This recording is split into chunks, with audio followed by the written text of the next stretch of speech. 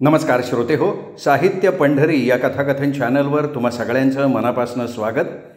श्रोते हो, तुम्ही ऐकताय डॉक्टर अनघा केसकर यांची सीमातीत ही कादंबरी. आज भाग 3. पण तत्पूर्वी तुम्ही जर अजूनपर्यंत चॅनल सबस्क्राईब केलं नसेल, तुमच्याकडनं चॅनल सबस्क्राईब करायचं राहून गेलं असेल तर एकच विनंती करतो, कृपया चॅनल सबस्क्राईब करा. सबस्क्राईबच्या बटनाशी जरी जे घंटीचं चिन्ह आहे, बेल आयकॉन, तेही प्रेस करा.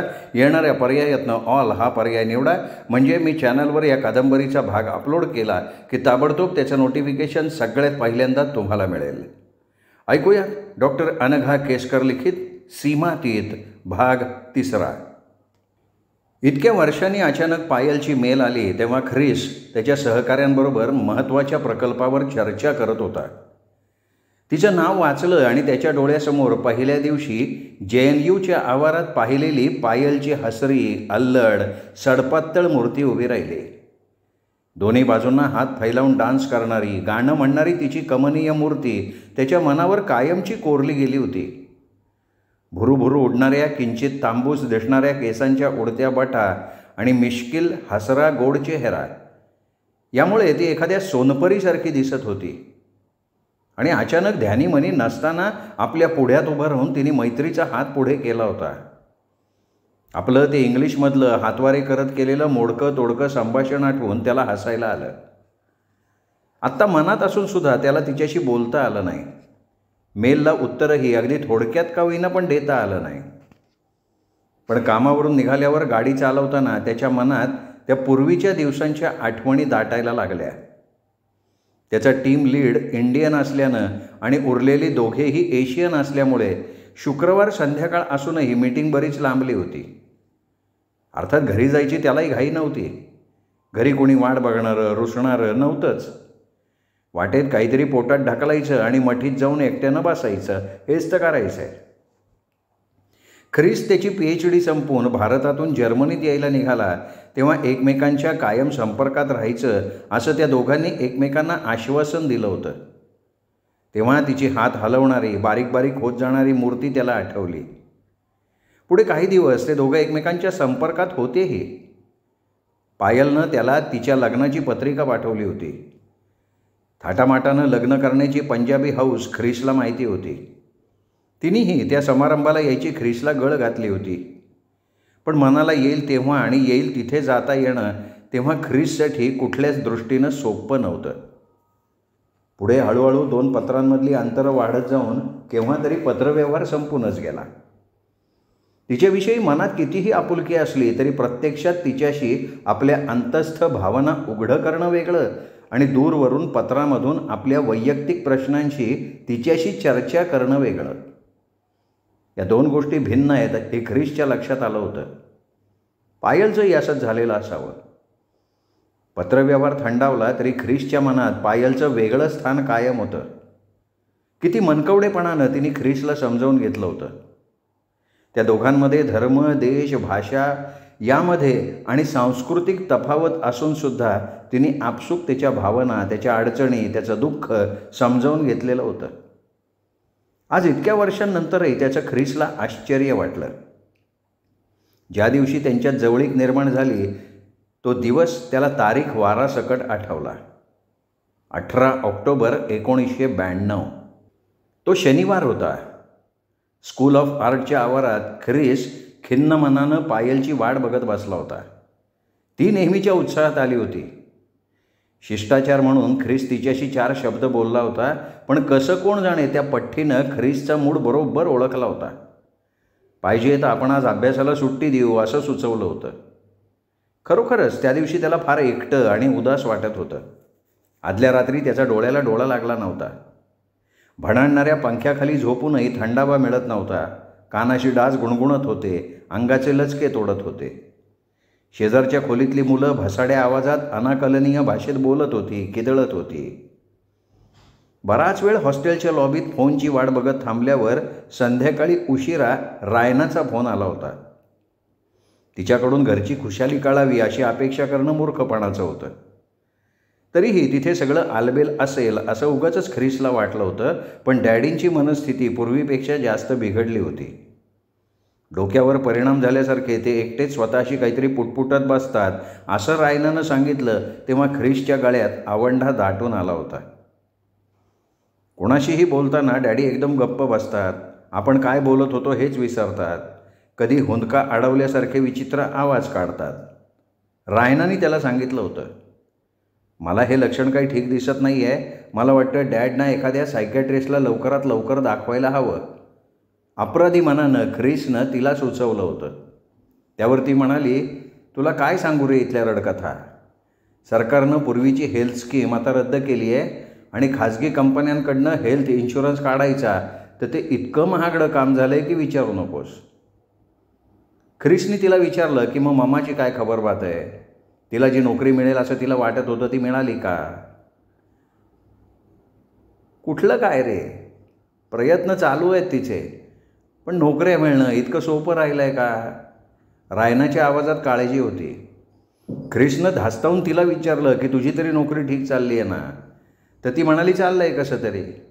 नव्यानं हे शिकून घ्या, तो कोर्स करा, असं सुरू आहे. आता नोकरी करायची का नवीन काहीतरी शिकायचं. मॉमला तर या वयात ते कसं शक्य होणार सांग बरं. बरं माझं सोड, आलियाविषयी काही विचारणार नाहीस का. माझ्या आयुष्यातलं ते प्रकरण संपलं आहे रायना. मला काहीच ऐकायचं नाही आहे तिच्याविषयी. त्याचं हे तुसडं उत्तर ऐकून रायना गप्प झाले. काही क्षणांनंतर एकमेकांना थोडा धीर देऊन त्यांचा फोन कॉल संपला होता.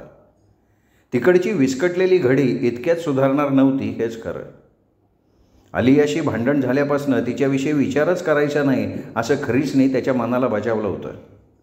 मनात येऊनही आलियाविषयी ख्रिसने रायनाला काहीही विचारलं नव्हतं. रायनानं तो विषय काढला म्हणून ख्रिसला तिच्यावरच डाफरता आलं. तिने आलियाचा विषयच काढला नसता तरी तो रागवणार होता. 3.5 वर्ष रंगत चाललेलं त्यांचं प्रेमप्रकरण खरं म्हणजे ख्रिसनेच संपवलं होतं, तेही आलियावर टेपर ठेवून. जे काही झालं त्यात तिचा एकटीचा दोष नव्हता. आपण रायनाला बोलू द्यायला हवं होतं असं आता ख्रिसला वाटून गेलं. आलियानं त्याच्यासाठी वाट बघावी, त्याच्या मिनतवाऱ्या कराव्यात अशी त्याची अपेक्षा नव्हती. तिचा तो स्वभावही नव्हता. पण निदान जे काही आहे ते सांगणारी आलियाची बातमी तरी कळली असती. या एकत्रीकरणामुळे आजूबाजूच्या सगळ्या लोकांचं नुकसान झालं होतं. बर्लिनची भिंत पडली की सगळं काही एकदम सुधारणार आहे अशी जी स्वप्न सगळ्यांनी बघितली होती ती फोल ठरली होती. राजकारणात, सामाजिक संबंधात, शैक्षणिक संस्थात, वातावरणात खूप मोठे बदल होत होते. ज्या तत्वांवर भरवसा ठेवायला त्यांना कळत्या वयापासून शिकवलं होतं त्याची पडझड होताना दिसत होती. लोक निराश झाले होते. पूर्वजन्मनीतल्या अध्यापकांवर साम्यवादी राजवटीचा असलेला पगडा आणि नियंत्रण याचा किती बाऊ केला वेसीजने. थोडी थोडकी नाही, 13,000 पदं नाहीशी केली. परिणामतः चक्क 20,000 लोकांच्यावर, त्यांच्या नोकऱ्यांवर त्यांच्या मर्जीविरुद्ध गदा आली. वेसीजचा मुख्य रोग कायदा, समाजशास्त्र आणि अर्थशास्त्र या विभागावर होता. तत्त्वज्ञान आणि मानवीय शास्त्रावरही धाड पडली. त्यामुळे पदं गमावलेल्या 5,000 प्राध्यापकात डॅडींचा नंबर लागला आणि जे 800 स्कॉलर्स रिडंडंट ठरले त्यात ख्रिसचं संशोधन रखडलं. अशा रीतीनं त्या सगळ्याचा जबरदस्त तडका ख्रिसच्या कुटुंबाला बसला. त्याचा PhD कार्यक्रम स्थगित झाला होता. एकाएकी पायाखालची जमीन सरकावी अशी अवस्था झाली त्याची. भोवंडून गेलेल्या ख्रिसच्या नैराश्याचा, चिडचिड्या स्वभावाचा आलियाला झटका बसला. आपल्याला यापुढे काहीही करता येणार नाही या न्यूनगंडानं त्याला पछाडलं. वास्तविक आलिया त्याला पर्याय सुचवू बघत होती, दिलासा द्यायचा प्रयत्न करत होती, पण तिचं कुठलंही म्हणणं त्याला पटत नव्हतं. तिच्या आग्रहाप्रमाणे ख्रिस वेस्ट जर्मनीत जायला तयार नव्हता. सुरुवातीला म्युनिचमध्ये एकदा जो काही विचित्र अनुभव आला त्यांनी वेस्ट जर्मनीतल्या लोकांविषयी त्याला तिटकाराच आला. त्याचा भ्रमनिरास झाला होता. या सगळ्या गोष्टीतलं तो पायलला काय सांगणार होता आणि तिला समजलं काय असतं. बाहेरच्या जगाला हे त्यांचे अंतर्गत प्रश्न माहीतच नव्हते. पायलनं लाख सहानुभूती दाखवली असली तरी तिला कसं काय समजणार होते त्याचे प्रश्न. तिला धड युनिफिकेशनविषयी म्हणजे एकत्रीकरणाविषयी काही माहिती नाही. ज्या रियुनिफिकेशनच्या पाठिंब्यासाठी ख्रिसनी त्याच्या मित्रांनी नारे दिले होते, मोर्चे काढले होते, त्या रियुनिफिकेशनमुळे फक्त आणि फक्त निराशा त्यांच्या पदरात पडली होती. प्रत्येक वेळी हे आठवलं की ख्रिसचं रक्त उसळून यायचं. पण आज मात्र त्याला या आठवणी पाठोपाठ पायलनं केलेले लाघवी प्रयत्न आठवले. त्याच्या मूडवर केलेली मलमपट्टी आठवली. तिचा निरागसपणा आणि तिने त्या दिवशी त्याचं मन रिझवण्याचे केलेले प्रयत्न आठवून ख्रिसला मोठी गंमत वाटली. खरंच किती सच्ची आणि चांगली होती पायल. तिने त्याला चक्क तिच्या पाठीमागे स्कूटरवर बसवून दिवसभर फिरवून आणलं होतं. त्याला दिल्लीतल्या काही जागा दाखवल्या होत्या. त्याविषयी भरभरून माहिती सांगितली होती. दिल्लीच्या गर्दीच्या रस्त्यांवरनं जाताना कितीदा माणसांच्या अगदी जवळून स्कूटर नेली होती. आणि मग पुढे जाऊन चाचाजी ठीक से चला करो, बहन जी महारानी की तरह बीच से क्यों चलती हो, अशी शेरेबाजी हसत हसत केली होती. तिचा तो उत्साह आणि खिलाडूपणा बघूनच त्याची लागण ख्रिसला व्हायला लागली. पण पुन्हा दिल्लीच्या साईट सीइंगच्या वेळी त्याची सट टकली. हुतात्मा स्मारकापाशी नेल्यावर पायलनं भारतीय सैनिकांविषयी आपल्याला कसा अभिमान आहे हे सांगितलं, तेव्हा रियुनिफिकेशनच्या आधी पूर्व जर्मनीवर लादल्या गेलेल्या अपमानास्पद अटी ख्रिसला आठवल्या. एकत्रीकरणापूर्वी जर्मनीची फौज बलाढ्य होती. अगदी रशियन फौजेच्या खालोखाल ती समजली जायची. त्याचा सगळ्या ऑसीजना भयानक अभिमान होता.